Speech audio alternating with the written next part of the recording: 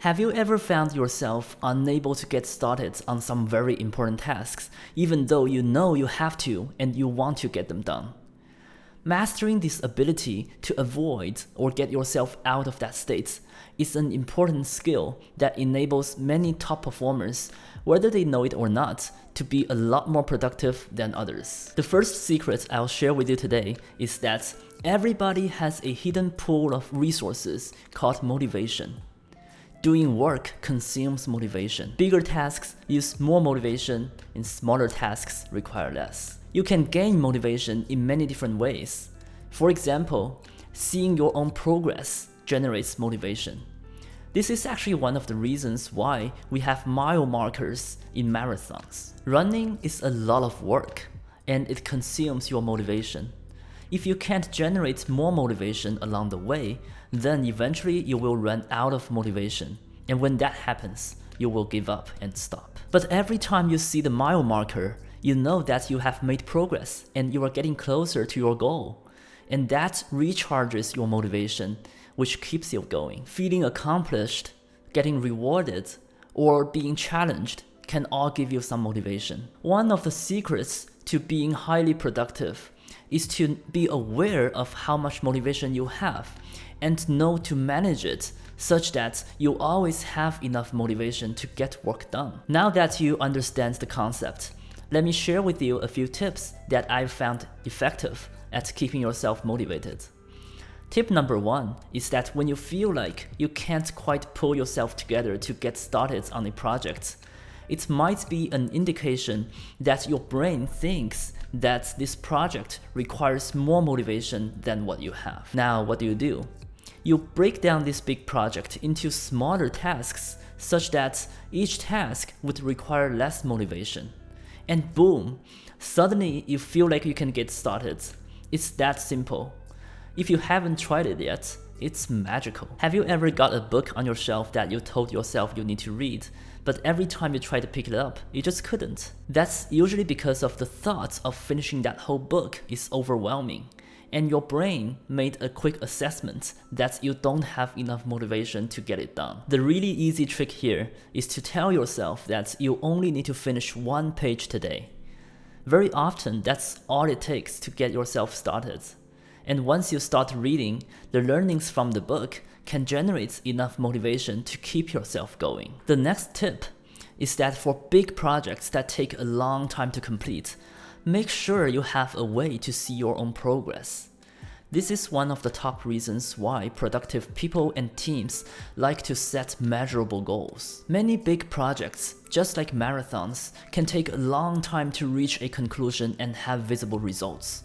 It's easy to keep losing motivation along the way, and when you can't see your own progress, you can feel like you have done a lot of work but without accomplishing anything, and that's very demotivating. By setting up a mechanism up front to allow yourself to see that you are indeed getting closer to your goal, is a really good way to make sure you have a continuous source of motivation that can keep you going. Another tip I'll share is that finding a partner or a community of people that can work together with you can go a long way in keeping yourself motivated.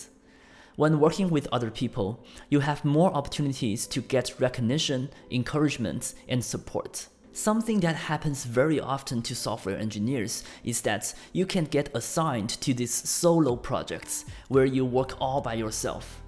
This is a very common root cause for burnout and low performance, because in this setup, you don't have a consistent source of motivation from your peers.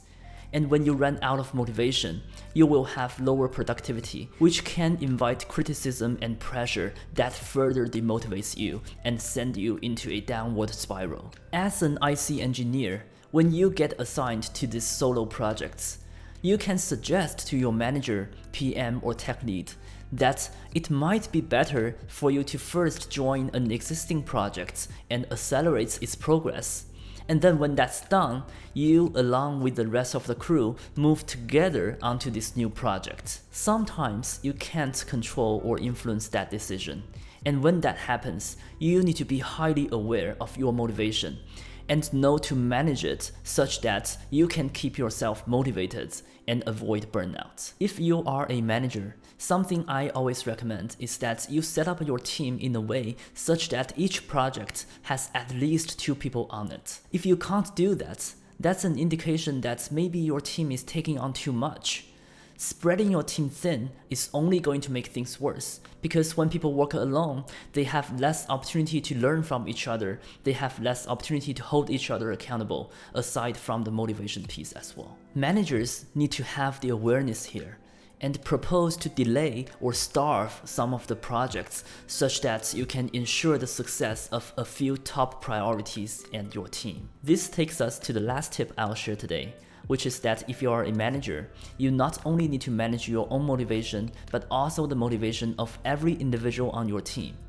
You need to be aware of roughly how much motivation each person has, and do whatever you can to help them stay motivated by making sure they are generating more motivation while they work. You can do that by making sure the team has a measurable goal so that everyone can see that they are making progress and getting closer to their objective.